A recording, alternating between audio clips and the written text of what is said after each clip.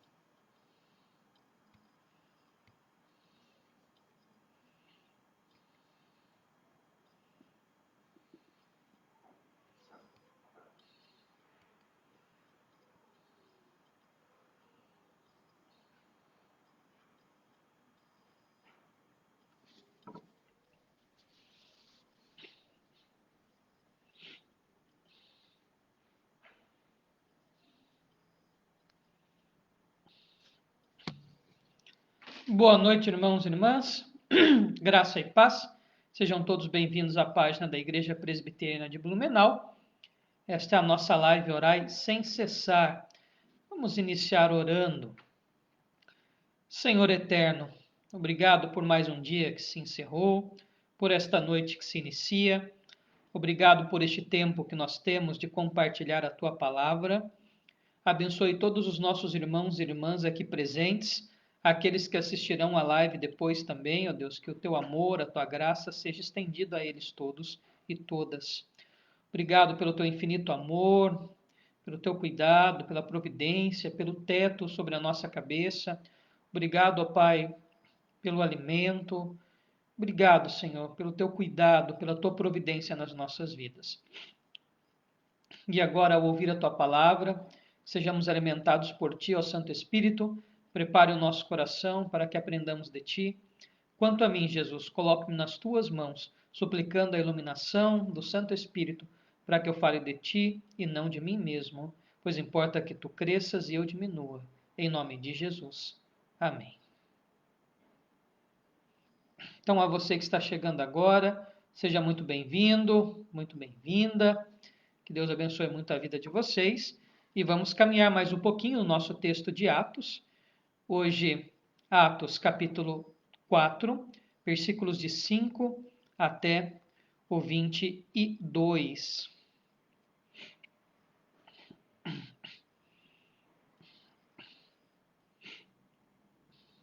Atos dos Apóstolos, capítulo 4, versículos de 5 até o 22.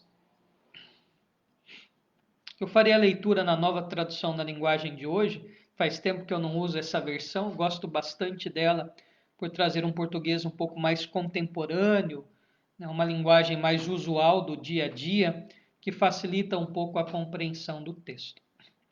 Então, Atos, capítulo 4, versículos de 5 até o 22.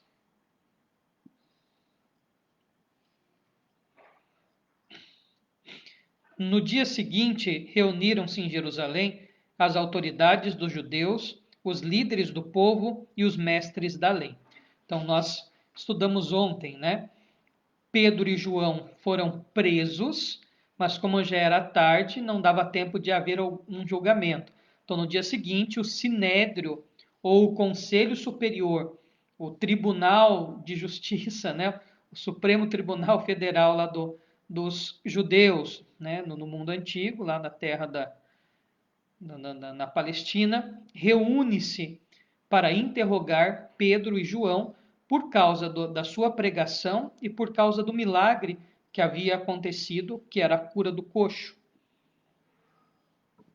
E então, esse sinédrio, né, ou conselho superior, era composto provavelmente por 70 membros, mais o sumo sacerdote, há quem defenda que era 70 com o sumo sacerdote, há quem defenda que é 70 e os três que conduziam, né, os líderes, o príncipe do sinédrio, o sumo sacerdote e o auxiliar do príncipe, né, o presidente do sinédrio, o Av Beith Din, não eram contados. O Dr. John Stott defende que eram 70 mais o sumo sacerdote. Então, é uma fonte bem confiável, né, um erudito acadêmico, o Dr. John Stott, a gente pode ficar com a interpretação dele. Nessa reunião estavam também Anás. Anás tinha sido sumo sacerdote até o ano 15, depois ele é destituído e entra o genro dele. Então, nessa reunião estavam também Anás, que era o grande sacerdote, Caifás, João, Alexandre e os outros que eram da família do grande sacerdote ou do sumo sacerdote. Então, veja que interessante, essas duas figuras, Anás e Caifás, fazem parte do julgamento de Jesus também. Então, apesar desse exercício político que o Sinédrio tinha, esse Conselho Superior tinha, eles também tinham uma função de julgar casos religiosos, né? Não havia muita separação entre igreja e Estado nessa época. Israel ainda tentava viver uma teocracia, né? uma política onde a religião estava extremamente envolvida. Então a liderança se reúne e o nepotismo do passado aqui, né? Anás, Caifás, João, Alexandre, ou seja, a família toda que era sumo sacerdote, né? É o QI, né? O que indica, veja a corrupção do passado aí. Então Anás, Caifás, João, Alexandre, os outros que também eram da família do sumo sacerdote. Nepotismo, né? Era uma classe extremamente rica que tinha uma influência muito grande política. Então, além de dinheiro, tinham poder. E dentre as suas crenças, que eu já disse ontem, né, eles não acreditavam na ressurreição. Talvez isso tenha provocado um maior desejo neles de interrogar os apóstolos, visto que eles estavam pregando, Pedro e João, acerca da ressurreição. Versículo 7. As autoridades puseram os apóstolos em frente deles e perguntaram: com que poder ou em nome de quem vocês fizeram isso? Fizeram o quê? A cura do coxo. Então eles colocam em voga agora a questão da cura do coxo. Esta é a interrogação. Afinal, esse milagre aconteceu por quê? E em nome de quem? Ou seja, invocaram que poder para fazer isso? E agora começa a defesa de Pedro, e João participa também, né, desse discurso, então, diante do Sinédrio, diante do Conselho Superior, do Supremo Tribunal Federal Antigo. Ontem eu expliquei direitinho, né, sobre os saduceus, expliquei sobre o Conselho Superior ou Sinédrio. Então, se você quiser saber mais detalhes sobre isso, você pode assistir o vídeo de ontem. Versículo 8, inicia então a defesa de Pedro diante do Sinédrio. Então Pedro, cheio do Espírito Santo, respondeu: autoridades e líderes do povo, os senhores estão nos perguntando hoje sobre o bem que foi feito a este homem e como ele foi curado. Muito provavelmente, o coxo estava presente ali como uma prova material. Era conhecido de todos, né? E então, já que o assunto é esse, Pedro inicia o discurso falando do bem que foi feito, enaltecendo a bondade que foi realizada ao coxo. Pois então os senhores e todo o povo de Israel fiquem sabendo que este homem está aqui completamente curado pelo poder do nome de Jesus Cristo de Nazaré, aquele que os senhores crucificaram e que Deus ressuscitou. Olha que interessante, né? Olha que a situação como que é posta por Pedro e também por João participando, obviamente, né, desse momento.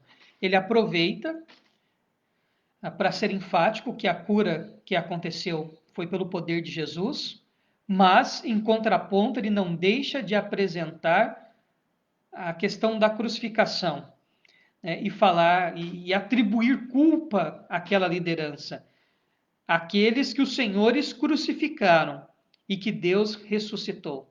Então, isso de ressuscitar soava muito ofensivo aos ouvidos dos saduceus. Eles não acreditavam na ressurreição dos mortos, apesar de ser um grupo religioso e exercer uma função mais política, né, mas era um grupo religioso. Versículo 11. Jesus é aquele de quem as escrituras sagradas dizem: a pedra que vocês, os construtores, rejeitaram, veio a ser a mais importante de todas. Então, citando o Salmo 118, né? O Salmo 118 acaba tendo uma interpretação a partir do Novo Testamento como um salmo messiânico, ou um salmo que fala de Jesus, o Salmo 118. Ou seja, aquela pedra, ou seja, a pessoa, a pedra que é Cristo, que vocês rejeitaram, que vocês não aceitaram como Messias, que mandaram crucificar, veio a ser a mais importante de todas, ou a pedra angular. A pedra angular, uma antiga construção, era a pedra que ia regir o assentamento de todas as demais pedras. Era a pedra que guiava o assentamento das outras para a construção da estrutura, do prédio, do muro e etc. Era a pedra que guiava.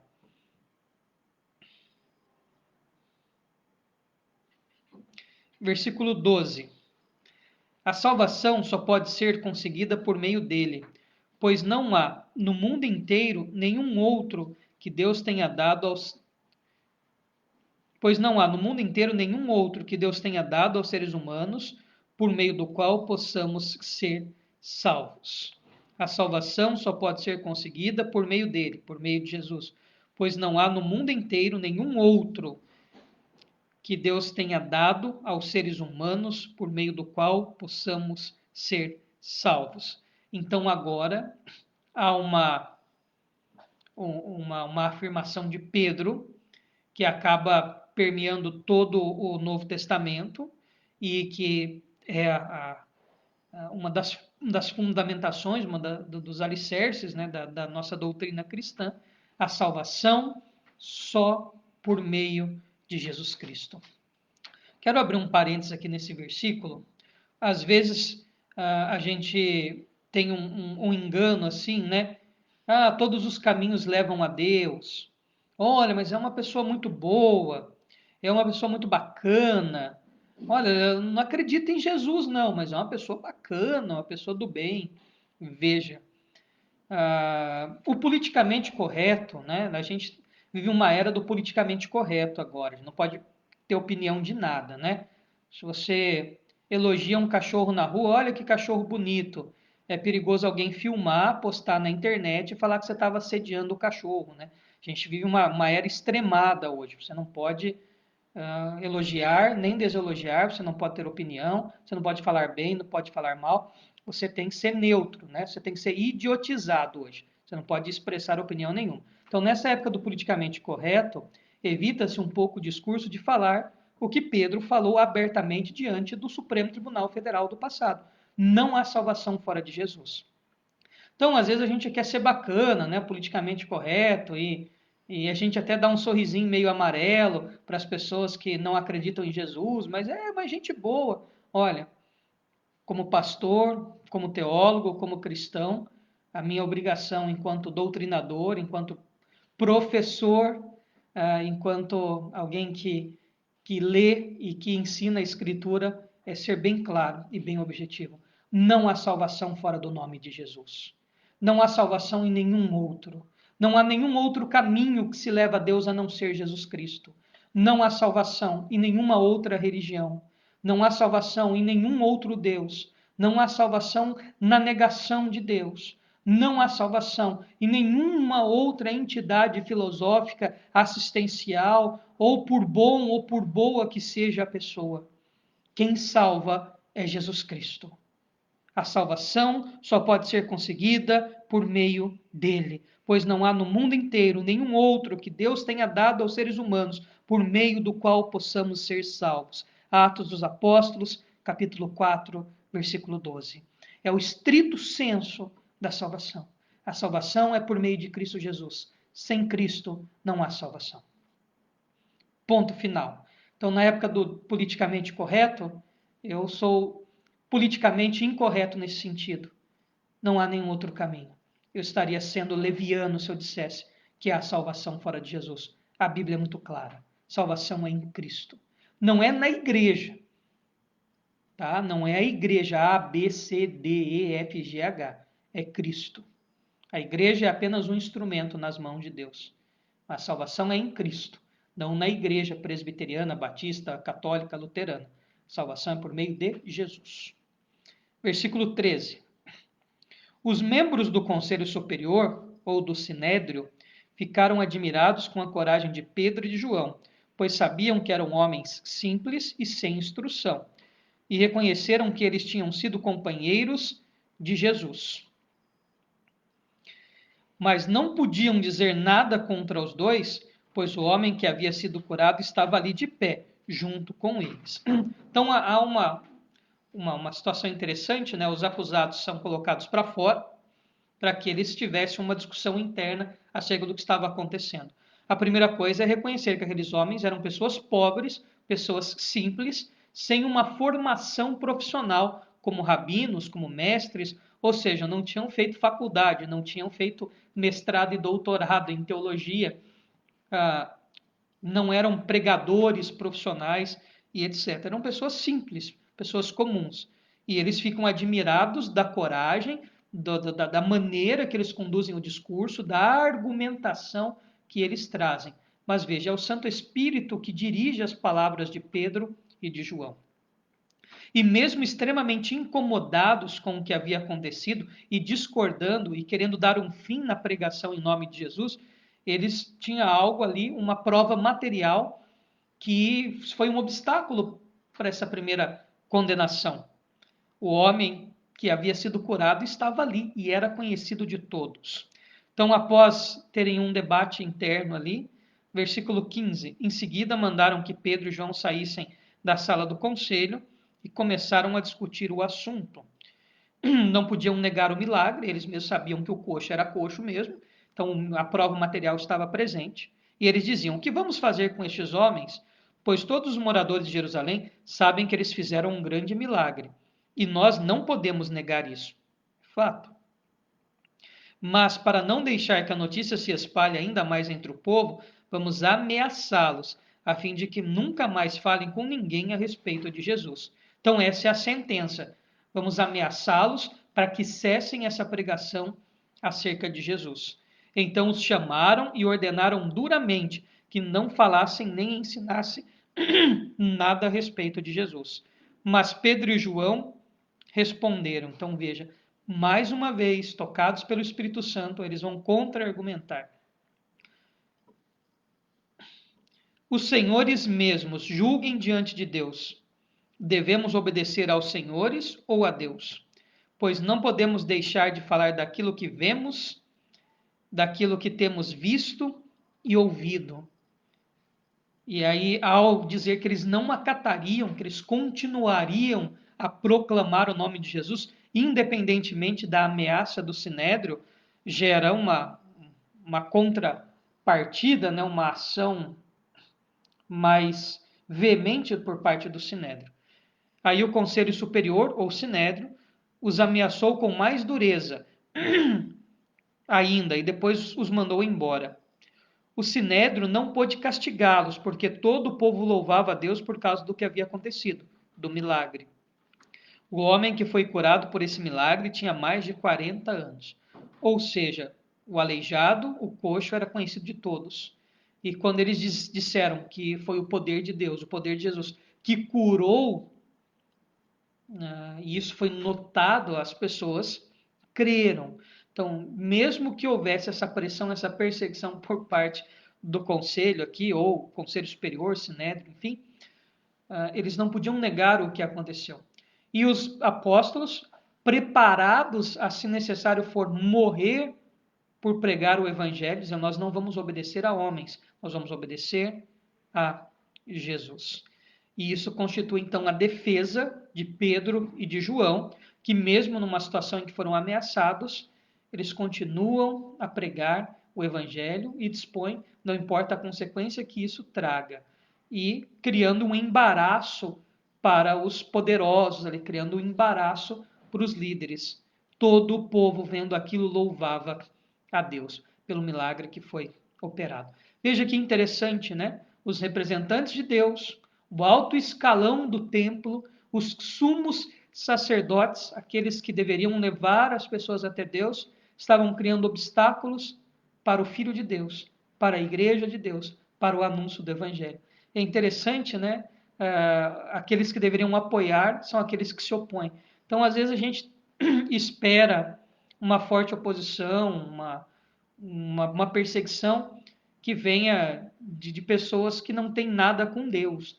Mas, assim como foi no passado em Atos, hoje ainda, perseguições, absurdos teológicos, posições de pessoas que são extremamente religiosas, mas cuja vida e atitude não tem nada a ver com o Evangelho, ainda criam problemas para a expansão do Evangelho. É interessante, né? Eu acho que a grande aplicação desse texto para as nossas vidas é uma autoavaliação de quando isso acontece hoje.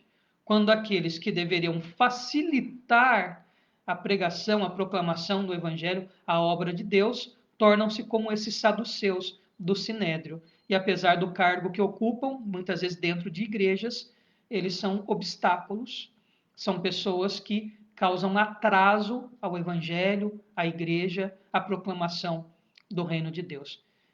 Interessante, né? Então, eu acho que é um texto difícil do passado, mas que nos alerta ao presente também. Então, nós temos que ter esse coração aberto ao Evangelho, obedientes a Deus e não a homens. E que aprendamos e apliquemos esse texto na nossa prática diária. E amanhã nós continuamos com o restante dos versículos do capítulo 4, né? Falar da oração dos apóstolos e da igreja.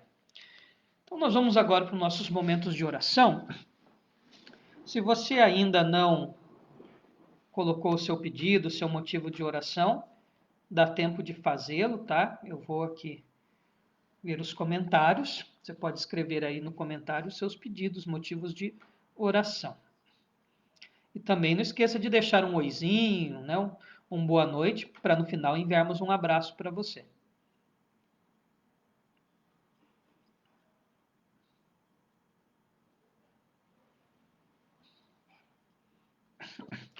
Então, o primeiro pedido que aparece aqui para mim é da nossa irmã Gaia. Pede oração pela menina Maria Luísa dos Santos Henning, acho que é assim que fala, que sofreu um afogamento. Eu acredito que foi o mesmo que a mesma menina de 1 ano, né, que nós oramos ontem, que sofreu um afogamento lá em Rio dos Cedros, né? Então, continuemos a orar pela Maria Luísa. Também temos o pedido da nossa irmã Lígia Soares. Ela pede oração pela Rísia e pela Leucádia, que estão internadas na UTI. E também reforça os pedidos de oração pela Maria Luísa, né, também em estado grave, internada na UTI, a menina do afogamento, sofreu um afogamento. Nossa irmã Solange pede oração pelos seus filhos, pelos seus amigos e por todos que precisam. Nossa irmã Letícia, ela pede oração pela saúde da Ivanilde e pelo seu filho Ricardo, em serviço, né? O Ricardinho, que é nosso irmão, diácono da nossa igreja, e o Ricardinho é PM, né? Então é uma profissão que nós temos que orar sempre, né? Além dos riscos da própria profissão, do Covid, etc. Então não se esqueçam sempre de interceder pela vida do Ricardo e todos que trabalham nessa área da segurança. Diácono Osni, ele pede oração pelo seu tio João, que continua internado na UTI, está em estado grave. Pede pela Cristina e pela Aniele. Né? A Cristina é sobrinha do Osni, a Aniele é filha da Cristina, que estão se recuperando, né? Continuar orando. E o Cristiano, que também é sobrinho do Osni, que está se recuperando em casa, sofreu uma lesão. Então vamos orar. São os pedidos que aparecem aqui para mim. Senhor, nós intercedemos pela vida da nossa irmã Gaia, pedimos por toda a sua família, que o Senhor os abençoe, os guarde, os proteja, supra todas as suas necessidades. Em especial, nós intercedemos pela Maria Luísa, em estado grave, ó Pai, vítima de afogamento. Senhor, toma esta criança nas tuas mãos e restaure a saúde dela, para a honra e glória do teu nome. Nós suplicamos, nós clamamos, rogamos a Ti, ó Deus, tua misericórdia, o teu amor, o teu socorro sobre a vida da Maria Luísa. Pai, abençoe também a nossa irmã Rízia, a nossa irmã Leocádia, que estão internadas na UTI com Covid. Pai, coloca as tuas mãos sobre estas vidas, curas, reverte esse quadro tão difícil, Deus. Abençoa a nossa irmã Lígia Soares também, toda a sua família, livrando-os de todo o mal e suprindo todas as suas necessidades. Pai, cuida da nossa irmã Solange, cuida de todos os seus filhos, de toda a sua família, de todos os seus amigos, amigas. Abençoe, ó Pai, todas as suas necessidades, supra, conforte, console, sê com ela todos os dias, ó Deus, que o teu grande amor a envolva. Abençoe todos os nossos irmãos e irmãs lá de Xanxerê, guarda-os, ó Pai, debaixo da tua bênção e do teu amor paternal. Senhor, abençoe a irmã Letícia, o presbítero Ricardo, toda a sua família. Em especial, pedimos pela saúde da Ivanilde. Também suplicamos, Deus, pela vida do Ricardo, seu filho, trabalha na área da segurança. Livra-o sempre de todo o mal, além da contaminação, do Covid. Enfim, ó Pai, guarda a vida dele, protegendo-o sempre no serviço, ó Pai. Abençoe ele, abençoe a família dele também, cuidando, amparando e fortalecendo sempre. Deus, abençoe o diácono Osni, abençoe a nossa irmã Valéria, todos os seus familiares. Abençoe a Deus o João Antônio, continua internado na UTI. Sabemos que o Senhor pode reverter qualquer quadro, ó Pai. Nós cremos que é a tua vontade que é feita. Mas mesmo assim, nós suplicamos sempre pela cura, pela recuperação dessas pessoas que nós amamos. Abençoe também, ó Pai, a Cristina, a Aniele, que se recuperem plenamente, para que fiquem bem, para a honra e glória tua, Deus. Abençoe o Cristiano também, se recuperando da lesão. Pai, que ele fique bem, que ele se recupere totalmente, ó Pai, fique com a saúde perfeita. Pai eterno, nós pedimos a tua bênção sobre a vida do Carmelito Zimmermann, da sua esposa Marina, de todos os nossos irmãos e irmãs da Igreja Presbiteriana, aqui da Ponta Aguda, lá da Velha Central. Abençoe o pastor Márcio, abençoe todos, ó Pai, os nossos irmãos e irmãs, todos que estão assistindo esta live, que a tua bênção, a tua graça, o teu infinito amor esteja com todos eles e com todas elas, suprindo, ó Pai, todas as suas necessidades, em nome de Jesus. Amém.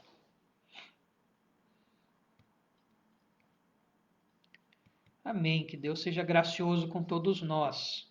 Então vamos lá. Boa noite, Diácono Osni. Boa noite, Valéria. Deus lhes abençoe. Obrigado pela companhia. Boa noite, Léo. Boa noite, Presbítero Max. Boa noite, Hanna. Que Deus lhes abençoe. Um abração.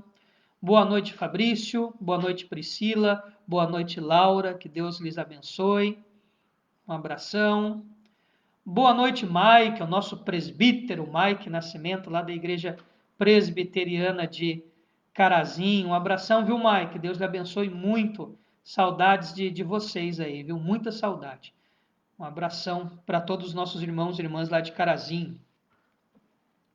Boa noite para nossa irmã Lígia Soares. Que Deus nos abençoe muito, viu? Um abração para ti e para toda a família. Boa noite, Rose Andrade. Que Deus lhe abençoe. Um abração. Boa noite, Marlene Vieira. Obrigado pela companhia. Que Deus lhe abençoe. Boa noite, Gaia. Um abração para ti, para toda a família. Que Deus lhes abençoe muito. Boa noite, Sosias Costa. Deus lhe abençoe. Um abração para o senhor, para a esposa, para toda a família. Boa noite para a nossa irmã Diomar Pérez. Muito obrigado pela companhia. Que Deus lhe abençoe muito, abençoe toda a sua família. Boa noite, Letícia. Boa noite, presbítero Ricardo. Boa noite, Luísa. Obrigado pela companhia. Que Deus lhes abençoe. Boa noite, tia Fi. Boa noite, Chico. São os nossos tios, né, lá de Águas de Lindóia. Que Deus lhes abençoe. Obrigado pela companhia.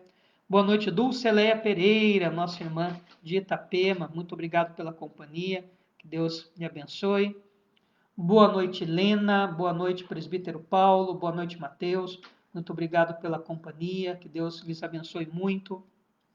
Boa noite, Rogério Andrade. Obrigado pela companhia. Que Deus lhe abençoe muito. Boa noite, tia Clarete. A tia mandou um áudio bonito para a gente aqui. A gente fica até emocionada, viu? A gente também tem muita saudade. Se Deus quiser, logo nós vamos nos ver e fazer aquela churrascada, viu, tia Clarete? E fazer aquele pãozinho chique lá de pãozinho de alho com calabresa da Pri, né? Então, um abração, viu, tia Clarete? Deus abençoe muito. Também temos muita saudade. Boa noite, Samuel. Boa noite, Ananda. Boa noite, Samanda, né? O Samuel, nosso amigo lá de Xanxerê, no oeste catarinense. Ô, Samuel, foram campeão, hein, rapaz? Até que enfim, ó, o juiz não jogou a favor do Corinthians, aí vocês levaram o Paulista. Ó, um abração, viu, Samuel? Saudade de vocês aí. Saudade daquele pessoal bacana do CFC. Boa noite, Solange. Um abração para ti, para toda a família, né? Deus lhe abençoe muito. Solange é nossa amiga lá de Xanxerê, também sempre ligadinha conosco. Boa noite, dona Zeni. Boa noite, Ana Paula. Boa noite, seu Dino. Que Deus abençoe muito vocês aí em Xanxerê. Também estamos com saudades. Bastante saudade, viu, dona Zeni? Bastante saudade do seu Dino. Da Ana a gente não está com muita saudade, não, mas da senhora e do seu Dino mesmo. Um abração também para o nosso irmão Carmelito Zimmermann, para sua esposa Marina, são membros aqui da Segunda Igreja Presbiteriana de Blumenau, o reverendo Márcio, né? Um abração, muito obrigado pela companhia. Boa noite, dona Carmen Vega, boa noite, seu Omar, Deus lhes abençoe muito, abração para a senhora, né? Para a família aqui no Brasil, para a família no Chile, e são os nomes, né, que aparecem aqui para mim. Então, que Deus abençoe a todos e a todas. Eu sei que a nossa irmã Antônia sempre dá uma curtidinha no vídeo, né? E às vezes não comentam. Deus abençoe, irmã Antônia. Boa noite para ti. Boa noite, irmã Iraildes. Que Deus lhes abençoe muito. A nossa irmã Cida às vezes assiste também. Então, um abração para a nossa irmã Cida. Que Deus lhe abençoe. Obrigado pela companhia. Então, vamos nos despedir com a bênção do Senhor. Irmãos e irmãs, que a graça do nosso Senhor e Salvador Jesus Cristo, o amor, a bênção de Deus, o Eterno Pai, a comunhão e a consolação do Santo Espírito esteja com todo o povo de Deus aqui presente e espalhado sobre a face da terra, para todo sempre. Amém. Então, boa noite a todos e a todas. Amanhã, dia 12 de agosto, nós teremos uma live especial. Afinal, é o dia do presbiterianismo, né? Amanhã a nossa igreja celebra 161 anos de instalação aqui no Brasil, né? No dia 12 de agosto de 1859, chegou o reverendo Archibald Green Simonton, o primeiro missionário presbiteriano, a iniciar um trabalho aqui no Brasil. E amanhã falaremos um pouco sobre a história e perspectivas da nossa igreja e desafios aí do século XXI. Então, aguardo todos amanhã às 19h30 e depois às 20 horas com a palavra aqui na nossa página.